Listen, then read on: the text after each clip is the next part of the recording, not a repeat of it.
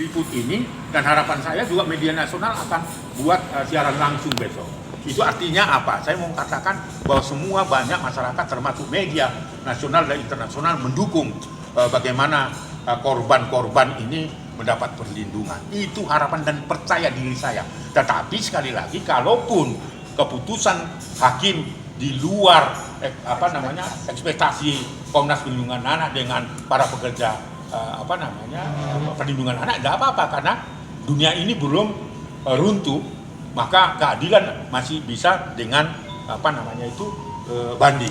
Saya kira di 2021 sampai nanti akan berakhir 7 September besok ya, Rabu, terhadap peristiwa yang memakan waktu yang begitu panjang. Sesungguhnya kasus-kasus kejahatan seksual seperti ini harus cepat, tepat, dan berkeadilan gitu.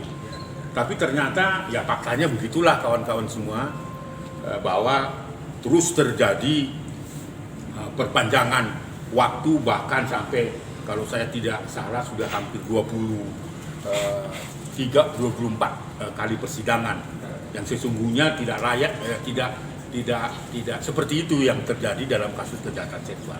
Tapi lepas dari situ, pertama-tama tentu saya ucapkan kepada Kajati Jawa Timur yang memberikan arahan kepada Kejari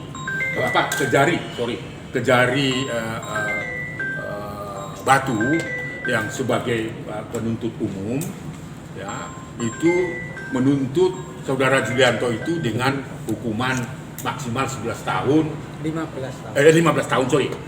tahun ditambah dengan subsidiar 300 juta ya, denda yang akan digantikan dengan pidana fisik 6 bulan. Lalu ada tambahan pemberian atau tuntutan di dalamnya hak restitusi dari korban. Nah, kawan-kawan semua, saya kira kawan-kawan juga ikut proses persidangan ini, walaupun saya hanya beberapa kali ikut persidangan yang dinyatakan tertutup itu. Tetapi saya percaya atas tuntutan jaksa penuntut umum yang 15 tahun itu, majelis hakim akan mempertimbangkan seadil-adilnya. Ya. Saya terus berdoa dengan korban agar majelis hakim itu diberikan hikmah ya, dari Tuhan supaya dia memutus perkara itu sesuai dengan dakwaan ya, atau sesuai dengan tuntutan yang disampaikan kepada majelis hakim. Nah, teman-teman juga tahu bahwa mereka mengkonstruksi atas kebingungan mereka, atas kepanikan mereka, karena salah satu misalnya lawyer dari mereka dan diamini oleh lawyer mereka bahwa korban itu dinyatakan merekayasa kasus ini menjadi kasus kejahatan seksual ya, karena ada orang yang mendukung dan membiayai dan sebagainya. Itu terbantahkan semua ya. Lalu pindah lagi mengkonstruksi bahwa si korban ini adalah seolah-olah pelacur ya, keluar masuk hotel, mereka juga periksa, ada ketika mereka menginap di hotel bersama keluarganya ada pakaian dalam, itu dianggap sebagai bukti bahwa sebelum visum visum yang lama itu tentunya itu tidak akan pernah bisa bisa digunakan karena visum yang baru saja seperti itu ya konstruksinya. Itu juga tidak mempan, karena apa hubungannya ya toh bahwa anak ini menginap di hotel atau korban itu menginap hotel bersama keluarganya, tetapi dikaitkan dengan perilaku ya, dan untuk mementahkan visum dan sebagainya. Betul bahwa tidak terkuak visum karena itu terjadi pada 10 tahun yang lalu. Itulah kebanggaan saya kepada Kajati mengarahkan kepada Kejari, mana bisa mengkonstruksi itu menjadi gugatan. Nah, konstruksi yang kebingungan atas peristiwa itu yang ketiga sekarang ini, kawan-kawan, itu cukup memprihatinkan bahwa saya mendampingi korban itu hanya untuk ya menyebutkan secara langsung, baik itu di podcast, bahkan itu mungkin juga disampaikan kepada sidang majelis hakim dan sebagainya, bahwa saya ingin merebut manajemen SPI dan menggantikan para pemimpin di situ. Saya dianggap akan menjadi direktur di situ. Nah, terus kemudian yang mengkonstruksi lagi ya, selain korban, saya juga sebagai pendamping dikonstruksi bahwa melalui semua ahli yang dihadirkan itu seolah-olah saya mencari uang dari peristiwa ini. Itu saya anggap bohong, karena itu adalah bagian dari kebingungan mereka menghadapi majelis hakim nanti di hari Rabu. Konstruksi yang itu mentah lagi, kawan-kawan. Dia konstruksi lagi ya yang menyatakan bahwa korban itu menggunakan kerudung pada momen-momen tertentu, termasuk ke Polda Jatim, kemudian juga ke persidangan, lalu kemudian di televisi, lalu ke kantor Komnas Perlindungan Anak. Itu dia anggap yang menggunakan kelompok lain mengkonstruksi bahwa korban itu menista agama karena pakai pakaian hijab, kan gitu. Itu artinya orang lain, bukan lawyernya, bukan terdakwa, tetapi ada orang yang membela justru Julianto karena ini dianggap rekayasa karena menggunakan hijab ya, padahal dia adalah seorang Katolik. Anda bisa tahu saya ikut mendampingi sejak mulai dari proses pelaporan dari Polda Jatim sampai dia melakukan podcast dari kantor saya ke tempatnya iNews dan sebagainya. Itu saya minta untuk pakai pakaian itu untuk menghindari media. Nah, karena apa? Karena pada saat diperiksa juga dia tidak mengatasnamakan dia Muslim, dia tetap Katolik mulai dari proses Polda sampai kepada podcast itu. Nah, itu dikonstruksi, saya yakini dugaan saya, jangan-jangan itu juga dipengaruhi oleh strategi mereka. Mengkonstruksi yang lain supaya dia takut menghadapi persidangan itu.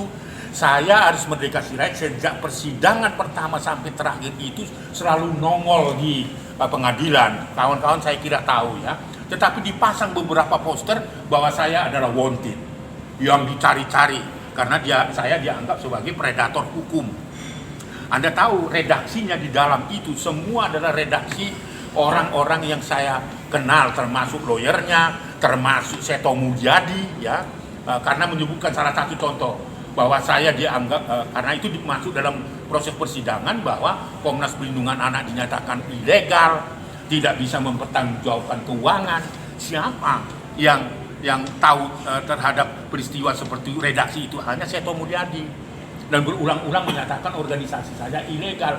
Itu terlalu bodoh dia sebagai pekerja pelindung anak yang sudah lansia itu. Redaksi berikut, saudara pengacara lansia itu juga menyatakan bahwa kerja saya dari pengadilan ke pengadilan cari kasus. Oh, tidak pernah kita tarik kasus. Dia yang cari kasus karena kebetulan dia kan lawyer, ya pasti toh membela pelaku dan sebagainya. Nah, itu juga dilakukan untuk mengkonstruksi persoalan ini karena panik menghadapi putusan besok. Oleh sebab itulah saya dah hadir hari ini. Besok mudah-mudahan Pak Kapolres juga datang, para tokoh-tokoh yang peduli terhadap gerakan perlindungan anak juga akan menghadiri sidang terbuka itu untuk mendengarkan putusan majelis hakim. Saya penuh harap karena saya terus berdoa dengan korban, dengan para pendamping-pendamping yang selama ini majelis hakim akan memutuskan bahwa saudara Julianto itu bersalah ya, soal hukuman maksimal 15 tahun atau tidak dan sebagainya. Itu bukan bisnis kita, bukan kepentingan kita, tetapi majelis hakim harus membaca persoalan ini untuk menghentikan kasus-kasus kejahatan seksual itu, maka berlakulah adil sehingga Julianto itu bisa ditetapkan. Nah, harapan saya setelah putusan tadi apapun akan yang terjadi, kami tidak berhenti dengan Pak Kayat. Itu ada juga yang sudah saat ini terlapor ya, Saudara Julianto, karena sudah olah TKP itu eksploitasi ekonomi ya, karena terjadi eksploitasi ekonomi yang sudah diadukan dan itu menjadi terlapor saat posisinya ya, gitu ya. Lalu berikutnya akan melakukan pelaporan tentang eksploitasi ekonomi fisik ya, karena ada juga bukti-bukti pemukulan yang dilakukan saudara Julianto, dan itu juga akan dilaporkan. Jadi tidak berhenti itu. Yang berikut tentu ya saya akan mempertimbangkan ya bahwa jangan-jangan ini ya tuduhan penistaan agama itu kan serius ya. Jangan digunakan oleh Julianto itu sebagai alat untuk menghindari dari apa yang sedang mereka hadapi di dalam putusan besok gitu ya. Itu ada beberapa dan itu akan beruntun. Dan berikutnya Mas, ya berikutnya nanti dalam peristiwa ini juga sudah ada 3 orang yang melaporkan ke Komnas Perlindungan Anak kejadian kejahatan seksual yang sama, tetapi korbannya berbeda. Pelakunya satu. Nah ini juga kita akan lakukan. Tentunya Komnas Perlindungan Anak tidak berhenti untuk membela korban sampai dimanapun, apapun resikonya, kecuali dunia ini runtuh. Itulah tekad saya. Maka saya beranikan diri, yakin diri besok saya hadir. Maka siap apapun keputusannya. Karena tentu ini kan ada peluang untuk melakukan upaya hukum lain. Ya saya kira itu. Jangan mereka panik ya, panik macam-macam. Sampai saya itu wanted loh, yang saya katakan di setiap hari saya sidang di situ setiap minggu ya. Iya. Kalau wanted kan saya sudah ditangkap aja. Tapi dipasang. Saya tertawa aja, alangkah senangnya kalau poster itu dijejer ke pengadilan sampai ke alun-alun Kota Malang. Itu supaya menunjukkan bahwa memang benar Julianto pelaku kejahatan seksual. Saya terkenal, Iki Aris. Nah kalau saya wanted, besok saya bisa ditangkap kan oleh Pak Kapolres. Oh foto ini. Jadi itu semua adalah kepanikan untuk menghadapi keputusan besok. Tentu saya tidak menyatakan bahwa kita yang paling baik, gitu. Tapi ya ini pengalaman empiri yang harus kita hadapi. Mohon Mas. Ya, matur nuwun.